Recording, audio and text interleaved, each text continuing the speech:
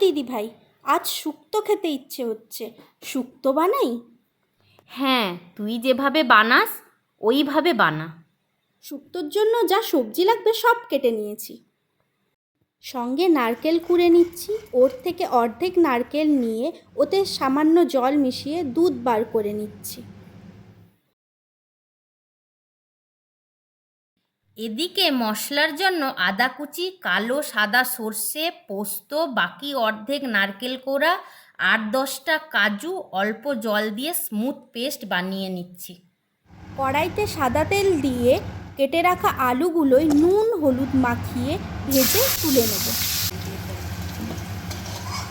কেটে রাখা কাঁচকলাগুলো নুন হলুদ মাখিয়ে ভেজে তুলে নেব। একইভাবে পেঁপেতেও নুন হলুদ মাখিয়ে ভেজে তুলে নেব। একইভাবে সজনে ডাঁটাগুলোতেও নুন হলুদ মাখিয়ে ভেজে তুলে নেব। বেগুনগুলোকেও নুন হলুদ মাখিয়ে ভেজে তুলে নেব। উচ্ছেগুলোকেও একইভাবে ভেজে তুলে নেব। এবার বড়িগুলোকে লাল লাল করে ভেজে তুলে নেব। সব সবজিগুলো ভাজা হয়েছে। এদিকে শুক্তো তৈরির জন্য মশলাপাতিগুলোও রেডি।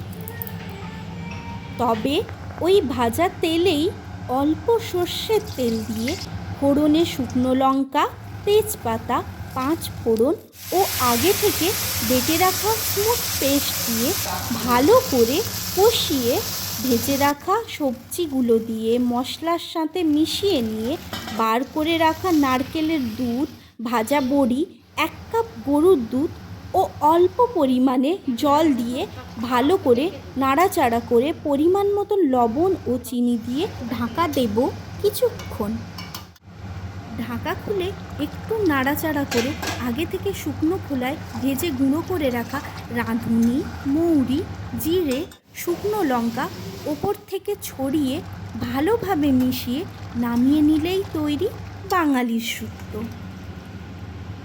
বাহ, খুব সুন্দর সুঘ্রাণ। এবার শুধু খাই আর খাই।